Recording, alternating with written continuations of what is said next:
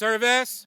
Hey everyone, welcome to Chef Sense. I'm your host, Chef Massey. I hope you had a happy holiday season and happy new year. Let's roll into 2024 together on this one. This topic today, I just want to do kind of a pre-setup. You've heard me talk about going local, going regional, as being a responsible consumer and a chef, focusing on transparency in what I provide on the plate, for me, is essential. And I want to do my part the best I can, but also my place in a broader spectrum. And one of those is our seafood that I wanted to talk about. And we'll get into that in the sense of we will have this episode talking to Monterey Bay. They have their Monterey Bay Seafood Watch program. I have used it for many years in many operations and used it as a tool, as a resource to vet and build my menus for sustainable seafood. Some numbers here. Seafood is, as we know, a global industry. We're looking at over 179 million tons of wild and farmed seafood that's harvested each year. These numbers are not going to go down. They're going to continue to go up. And that's where using the aquaculture to relieve the pressure placed on our wild caught seafood is substantial. This industry feeds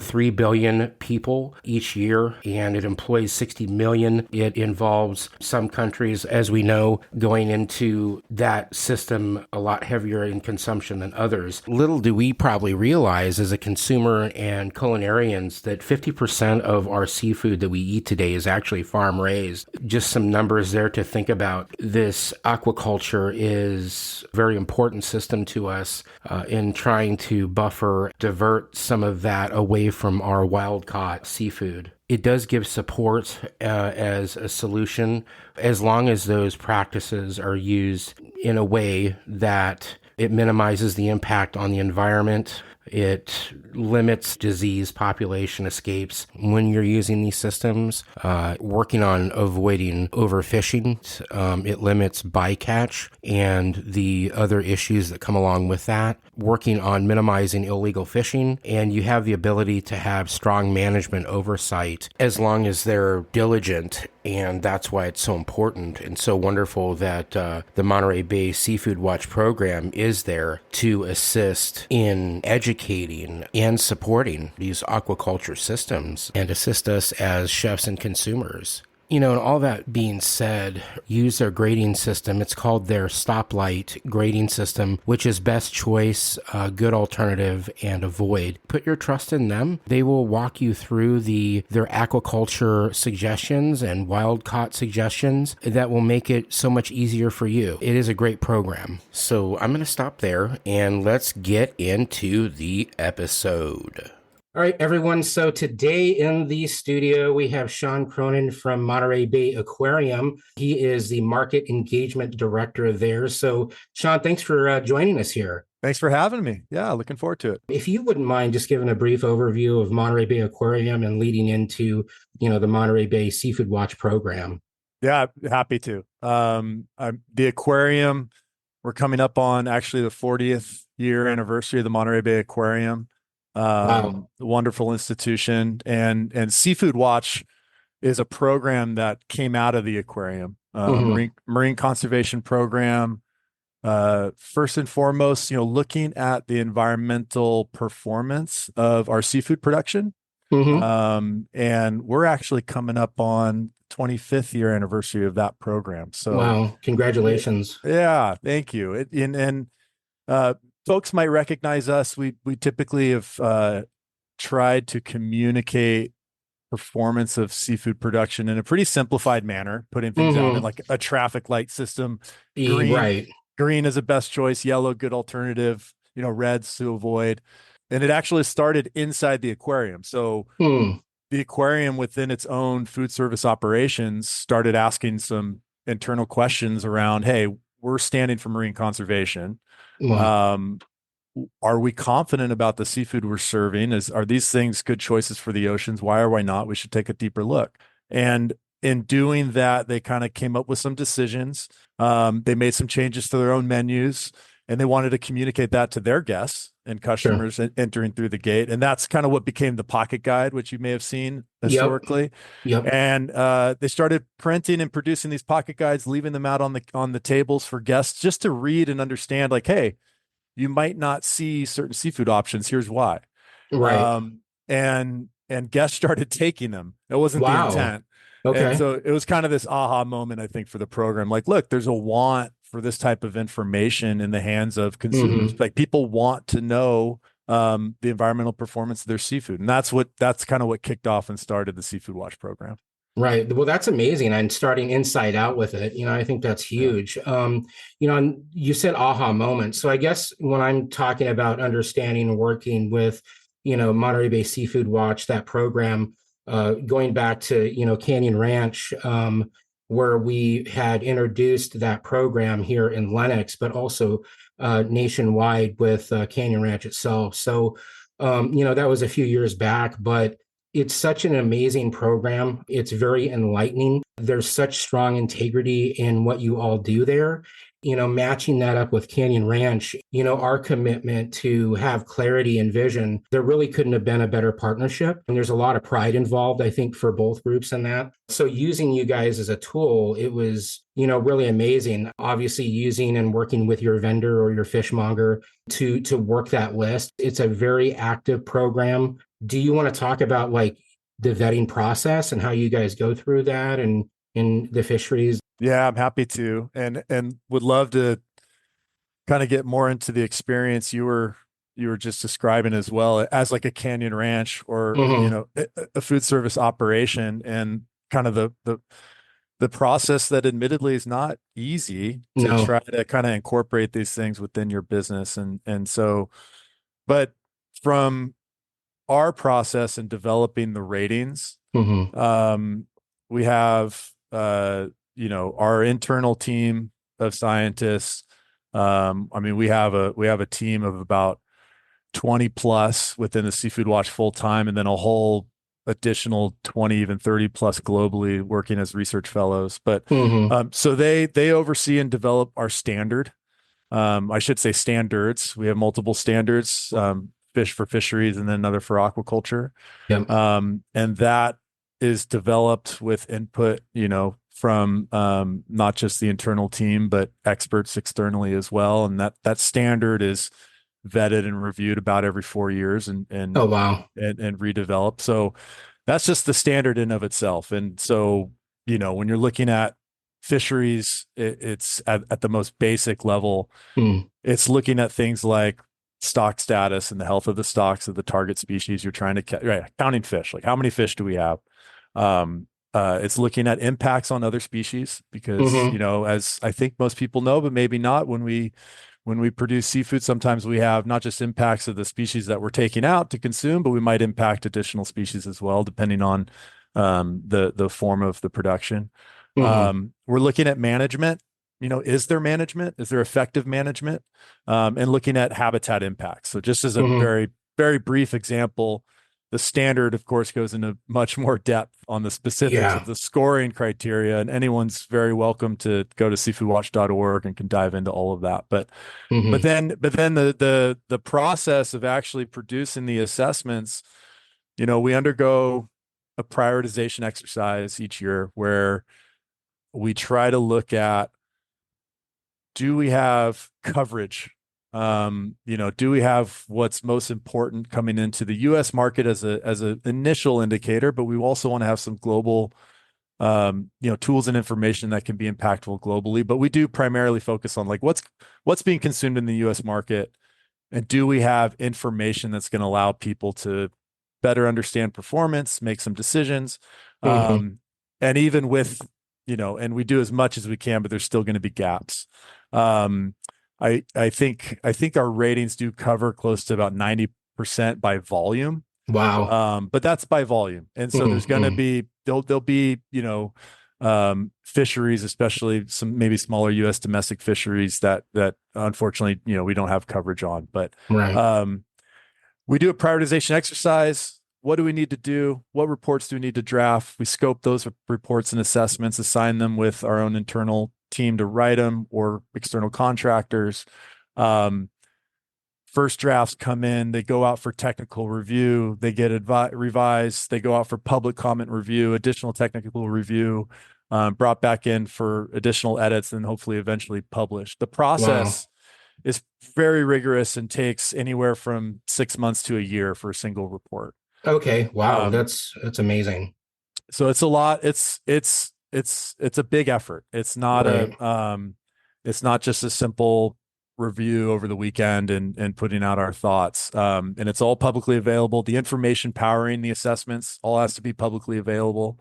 Hmm. And it's a very credible and thorough process that we, to date have been able to stand behind, because you know, we do put out red ratings and avoid Hmm. recommendations. So we don't take that lightly at Sure. all. And so it's very important. Right. Um, and then we try to update those reports and assessments about every 3 years. But if something happens, if there's a new stock status report or a particular event took place that necessitates an immediate update, we can respond and do that as well. It's important to note Right. too, the scope of our assessments are different than, let's say, some people might be familiar with, say, eco certifications. Hmm. And our ratings and assessment process um, is looking at things at more of a systems or a management level, as opposed to looking at a particular group of vessels, let's say. Okay. So Oh. we're looking at the fishery at large, right? Okay. Okay. And within that, there could be folks that operate in either slightly different manner. Hmm. And oftentimes eco certification could be a nice way to try to identify and highlight that. But we are Yeah. looking at things at the system, at the management level. Yep. Okay. Well, that's amazing. And I'm looking at your process. I mean, comparing it to other, grading systems out there like MSC and BAP. I mean, do you have any like advice on comparing yours versus theirs, or can you get into that? A little bit. I mean, they are different, and I think that they're all credible and available tools that can be utilized by, obviously professionals that are purchasing or consumers that are purchasing and looking at seafood and Which is important. trying to understand, how is this performing? Again, like I mentioned, one component that's different about us being a ratings organization, we're going to perform environmental assessments Hmm. involuntarily, right? We're trying to provide tools and information to everyone on where our seafood comes from. Yep. Where eco certification plays a very important and credible role, but it's Yep. voluntary. So Okay. I as a client group would need to raise my hand and say, hey, I want to be certified, and go through that process, right? And Okay. so, Okay. Yep. and I think together, these tools and these pieces of information can kind of help identify some better performers Hmm. and help understand something that, I'm sure, as a chef, can be quite complicated. Oh, it is. Seafood is an amazing thing in terms of its diversity, right? I don't know. Yep. You can speak much better than I can to it, but I would Sure. think the opportunity to use this variety of seafood to present flavors and stories, Yep. and it's incredible in comparison to some other protein commodities. But it also comes with its challenges, because it's really confusing. There's really difficult to follow supply chains, and Yep. there can be a lot of noise out there. And so I think using ratings like ours to help identify, help understand some things, using certifications, credible certifications, to have some assurance around Yep. the traceability of the product. I think they should all be used in conjunction with each other and just make more informed choices. Well, I think that's, sharing the fact, because sometimes when you compare systems, one better than the other or this and that. And I really appreciate your clarity on saying, look, we're all in this together to make a difference, and we do what we do. And this is what we do well. But, they do their thing, and there's an appreciation there. So that's Yeah, huge. yeah, I think, we stand behind our reports. I think the most important thing that can be done is to just try to better understand, in whatever way you can, where your food's coming from, where your Sure. seafood's coming from, what is it, where's it from, Hmm. how's it caught, You Yep. start asking some of these questions, and you can, which sadly aren't easy to get that information Right. at all times. Right. Um, you know, but in just starting to do that and recognizing you don't need to be perfect across Right. all things right out of the gate, but it raises and shows the importance of this information needing to be front and center, and it shows the demand for responsible seafood. Right. And then you as a purchaser can use the information like our ratings programs, like certifications, or other indicators that are important to you to make more informed, thoughtful choices. I mean, Which is great. yeah, I want to be clear, like our ratings, those ratings are communicating environmental performance at production, right? And Right. we think that's really important, but you might have other things that you are passionate and care about within your food systems that, you might want to apply as well to make your Right. choices, right? So, um, I think as long as you're being thoughtful about the decisions that we're making, I mean, Hmm. it's all going to have an impact, right? Right. It's all going to hopefully support improving these broader systems, that kind of create this seafood system that we all want to see and support health of the ocean. So The sponsor today is BetterHelp. BetterHelp is an online therapy service. They have 30,000 licensed therapists in their network. It's really amazing. And I have enjoyed taking advantage of this opportunity with them myself because oftentimes the intensity in the kitchen, the challenges in life, I have put myself on the back burner. And working with BetterHelp, it has supported me in continuing my own self-work, but also putting me back front and center in the game of being an effective leader, partner, and all of the above. So take that questionnaire. Once you do that, you go through that system and they filter those therapists that are fit for your specific needs. They get back to you in most cases within 48 hours or less. You can book those therapy sessions at your leisure that fit your schedule, which is truly amazing. I can say as a chef and on the go and parent, it makes it very convenient. But you could do those via the video chat, the instant message. Go to betterhelp.com/Chef Massey and you get the 10% off first month when you do that. And in that link, the questionnaire is there for you. So join me on sliding to the front burner because we deserve it. Back to the episode. I think the amazing thing too is you guys actually have, what is it, a six region pocket guide for the United States? I mean, that's amazing, right? Plus an app. it's trying to provide some simplified guidance in the hands of consumers and chefs in something that's not very simple. Yeah, it Like really I isn't, said, it's not. And so, um, again, I think if you're willing to be armed with some of that information and try to understand, like, okay, where is my seafood coming from? Mhm. Can it help me make an informed choice? It's huge. Right. It's just gonna continue to drive this demand, which supports not just the impact you're having at that individual purchasing decision, but it's continuing to drive issue salience around seafood sustainability, Hmm. environmental sustainability, and support all of these systems that are at play trying to drive improvement. Right, exactly. Okay. Well, and the other thing I was reading too that was interesting, what was that? 65% is imported? Yeah, that's the estimate. You may have even seen in the past there was a lot of claims around 90% of our seafood being Hmm. imported. But I think those numbers are quite skewed because one of the other major elements within our own food system is a lot of the U.S. produced seafood is actually exported for Right. processing and then re-imported back into the United States. And so you're seeing that as an issue to think Hmm. about as well, right? I mean, Yep. squid caught off the coast of California being exported to China and then re-imported, is U.S. caught seafood. But you're seeing those import numbers as well. I mean, we do have, uh, I would say, high demand in the U.S. broadly for a few top commodity like species, right? Hmm. And a lot of those are produced outside of the US. And so if you're looking at the most consumed seafood in the US, you're probably, the order changes from time to time, but you're looking at shrimp, Hmm.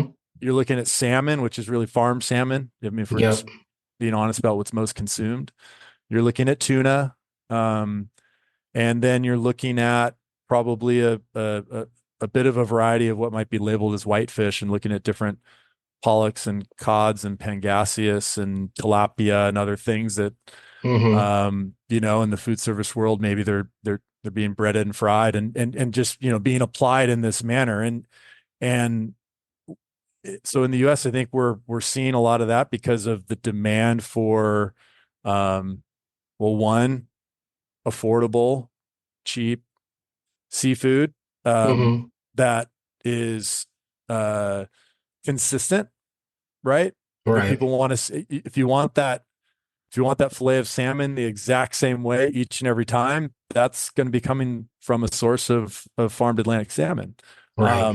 It's not, sometimes within our food system in the US, you're not exploring the variety, let's say, that might be offered in more regional, smaller scale US fisheries that are found up and down the coast. Right. Um, but I think that's also a really, really cool and interesting opportunity for culinarians within the US, right? Because you can apply your expertise to make Mm-hmm. these flavors approachable and unique. And so it's always a bit of that. I'm always curious on that kind of intersection between our demand for seafood being an incredible healthy choice, Right. and the role that chefs can play to try to introduce new and unique flavors to consumers that might step a little bit beyond those kind of expected demands of, like, I want my salmon, I want my shrimp, I want my tuna. Not saying there's Sure. not a Sure. not a place for those, Right. Right. but there's a lot of variety on offer, and if you're interested in wanting to understand and support U.S. fisheries, I think that could be, more of a strategy to play. Right, exactly. Well, and I think especially today with where people can get all of this quick information, in our world, it's, using that as a tool for ourselves too, to make those weekly menu changes or, Mm, quarterly menu changes or whatever that, your system that you're looking at. But it actually is, I mean, at the end of the day, you're a part of a process that is chiseling away at making a difference. And I think that's really important, whether you're a independent small restaurant that does small amount of covers to, a large hospitality group that says, hey, this is what we're committed to.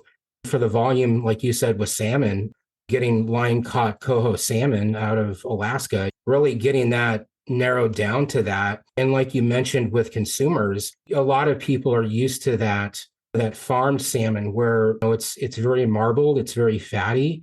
And then when you go to like a coho salmon, and we ended up actually leaving the skin on so that the omegas and the fat between the skin and the meat, the flesh itself or the meat, you're really getting everything that you could out of that. The flavor profiles are completely different. Where that salmon one caramelizes and doesn't dry out as quickly as that wild line caught salmon. It's a quick sear and you're resting it and moving it relatively quickly. So that's a great point. yeah, I love hearing about the culinary applications that can be utilized to, just bring forward the best attributes of seafood and present it in ways that, are just exciting, and sometimes Mm-hmm. it's an intimidating product at times, can be, for like the home chef, right? For the Sure. for the average consumer, Right. especially maybe going outside of their comfort zone. But that's why I think chefs just play such a critical role, Mm-hmm. not just from the work that they're doing right there within their own kitchens. That, of course, is a huge one as well, in terms of building relationships with their supply chains and discussing about these issues and advocating for, sustainability, Mm-hmm. um, but also just awareness around these issues, and talking to consumers through the various channels and means that they have available to them to, make seafood really top of mind and really exciting. Um, and at the same time, it can be a challenge because it can become so overwhelming. Mm-hmm. I think it's important too to know you don't have to be perfect across everything all at once at all times. I think it's just, Right. as long as you're leaning into that and exploring kind of the role that you play, because Mm-hmm. what you don't want to do is get turned off by the complexity of seafood and kind of put your attention elsewhere, for sure. Well, yeah, exactly. I Yeah. mean, that's no, that's a great point. If we're throwing out like base knowledge for a listener, can you talk about like wild versus, aquaculture and that process? Yeah. I mean, from Seafood Watch's perspective, we're a science-based organization. So, Yep. our standards are based in science, our assessments based in science. Aquaculture is a major, major component of our seafood industry. We consume more farmed fish than we do wild fish in the US. And if you're looking at a want to consume more seafood in general, a growing population, a reliance on seafood, the growth is likely going to come from aquaculture. Right. And just like many things, there's positive attributes to aquaculture and there's negative attributes. And I think it's an industry that's rapidly growing, is continuing to learn, continuing to improve, and you can find extremely well managed and minimal environmental impacts from certain aquaculture systems. So Right. it becomes a challenge of just, we can't play in that space of just all farm seafood's bad, all wild seafood's great. I think it's Right. important to understand, there's different impacts through different systems and there's good and bad examples across the board for all of it. Well, It's continued to yeah. improve. Yeah. Well, can I throw out too, just this is just a comment, but I know with like aquaculture and some of this farm race, sometimes there's this drifting of whether it be the fish waste and then it gets into other fish. And, if they're on antibiotics, then it gets into X and what have you. Do you have any thoughts on that or, you know, Yeah. I mean, there's risks in big open systems, right? I mean, right, if right, exposure to the environment around it through those open systems, there's mitigation efforts that take place, certainly. Um, it, it- Chemicals and antibiotic use is a big area of focus, yeah, especially in areas like Chile, mm-hmm, which has kind of been plagued by high use of that over the years with its farm salmon industry. But they were also right, investing in taking huge actions to try to continue to um, minimize the use of those antibiotics and, right, and and chemicals, right? right, Um, and then there's systems that are closed, right? yep, There's land-based internal systems, and then there's things that people don't it doesn't come to mind when you think aquaculture or farm seafood, but incredibly sustainable, environmentally sustainable production systems like with shellfish and mussels and examples right, like that, right? And so aquaculture can be yeah, quite quite broad, and right. it has a variety of things to look at. Well, I think too, even like with shrimp and being such a highly consumed item, it's like stay away from the Indonesian shrimp and go to Gulf shrimp. And, like there's just a constant. And I think what's amazing, again, just I guess giving praise to what, you all do and how amazing you really are on everything is just there's constant education, constant vetting and shifting of the system. And it's just huge. Yeah, no, thank you. It's true. Our assessments, they're trying to communicate environmental performance at production, and it's science based. Right, right, If there are aquaculture systems that we have that we communicate as, yellow good alternatives or even green best right, choices. And so there's systems out there where the science and the output shows that they're having minimal environmental impact, and there's some that don't, and we right, communicate those as well.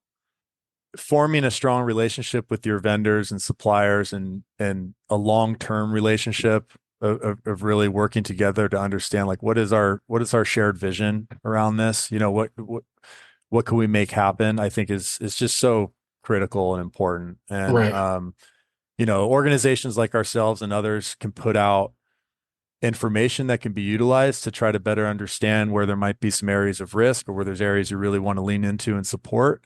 And but that relationship you have with your various vendors and suppliers, is going to go a long, long way in kind of yeah, realizing that vision and supporting yep. it for the long term. So, No, it's um, huge. I'm using that as well in consulting and what I'm doing, with my business. So, also, are there any future like Monterey Bay Seafood Watch program things that you're working on that you want to share?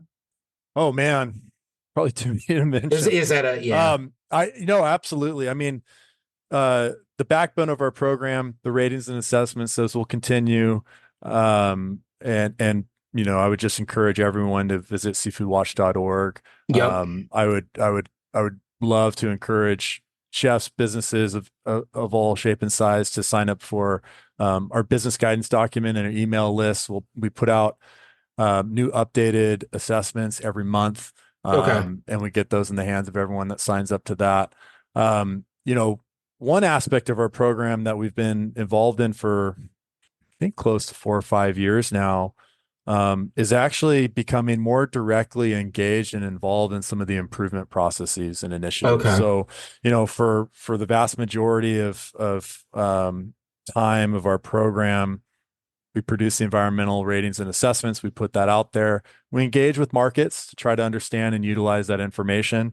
But more and more, we're finding opportunities and invitations to work in region, Mm-hmm. in certain areas, and try to see, can we provide some value, to either drive improvement or find better performers. And most recently, a lot of our time and effort in that kind of area has been spent throughout Southeast Asia in small scale aquaculture, shrimp farms.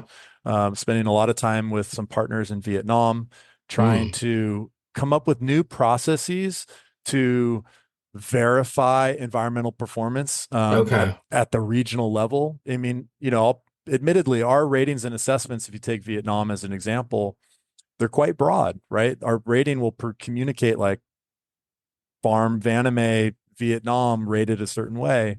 But we know there's some granularity in performance if you go down at different regional level, zonal Mm-hmm. level, especially at farm level. But we're concerned about the system impacts at large, and so we've been developing kind of a verification tool and protocol, working with some partners in region in Vietnam, and applying that to try to understand, can we get information at a more granular level, let's say a region Mm-hmm. like Southern Mekong Delta or Khao Mau, that Oh, will okay. allow us to communicate a rating specific to that region. And so our hope is to try to bring to light some more better performers, to identify areas where maybe improvement can be made, Okay. and just getting much more involved in that process. And so, I would say, that's been a big new area of our program, is actually directly involved in some of these improvement initiatives and projects.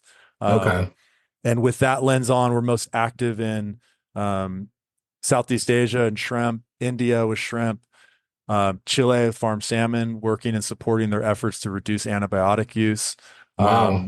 and blue swimming crab in the Philippines are kind of like our big global improvement initiatives that we're involved in. Which is huge because some of those are, I mean, those are hotbeds for challenges, right? I mean, you're actually going, hey, we're going to step into this. I mean, that's awesome. Yeah, I mean, we're trying to support where we can. Sure. There's a lot of actors doing great work in many of these areas, but we've kind of identified spots where, hey, they've been consistently in the red, if you will, from an environmental performance standpoint at times. Is there an opportunity where we can provide some unique value? And we have relationships that want to engage and bring us in. And so that's how we've kind of identified, where can we lean in and Oh, try to all work together. So that's a very exciting aspect of our it program we've been is. involved in lately. Yeah. Oh, yeah, no kidding. Okay. Well, and the other thing, just real quick off top of mind, do you have anything like any invasive species that you would recommend? I Uh, should. Great question. Lionfish, we have an assessment on the lionfish. And then, I'm blanking the name of, there's an invasive species of carp throughout the Oh, United States that we also have some assessments for that people can look up. okay. I think most notably in Illinois, but some other states as well. And I've Okay. been hearing a lot of interest from chefs and other applications too in trying to use that. So That sounds like a pretty awesome yeah, challenge. yeah, So interesting. thanks for that. Yeah, yeah, yeah, Okay. absolutely. That's going Yeah. in the notebook. Okay. Any favorite fish you like to use Oh, my cooking? favorites. I mean, I consider myself pretty lucky to get to live in the Monterey Bay area. Right. And so around here, I'm usually enjoying it. We have a variety of species of rockfish. Chili pepper rockfish is a favorite. Oh, Lingcod, okay. Yep. sand dabs are a favorite. Oh, Halibut's a wow. favorite. But I would say, one that I don't cook it myself very often, and that's more on me. But if I'm out locally or elsewhere and I see it on the menu, it's a tough one for me to pass up, and that's black cod or sablefish. Oh, that's Uh, great. Ooh, yeah, I usually see it like with a miso marinade marinade. application. Yeah, Yeah, like that's a lemongrass sweet potato puree. Yeah. grilled baby bok choy. All right. It's Well, yeah. It's a yeah, that's a favorite good for one. sure. Yeah. Oh, it's beautiful. And it's so, I mean, it's so succulent. No, that's great. So, and they can go to the website. What was that again? Go to seafoodwatch.org. Tons of information there, in addition to obviously the recommendations, the ratings. Okay. But please sign up for the business guidance document and then follow us on Instagram, LinkedIn. Lots of really Yep. cool pieces being produced and put out that Okay. way too to engage. Nice. So All right. Well, Shawn, thank you so much for your time. Please pass forward, thank you to everyone there at Monterey Bay Seafood Watch and the aquarium for all of the hard work and transparency. So, yeah, thanks, Jeff. all right. Well, so real quick, 45 degrees and sunny, lightly breezy here. What do you have? Oh, I think it's around 65, sunny. Yeah. Great. Thank you. I miss you guys. Miss you, California. One of these days I'll get out there. Come Stay for a safe. visit. I will. All right. Same Take to you, care. Chef. Bye. Cheers. Bye. Yeah. All right, everyone. That is a wrap. You can check us out if you like that. Subscribe. Also, the Instagram, Chef Massey. Let's keep it simple. ChefMassey.com. Have a good one. Bye for now.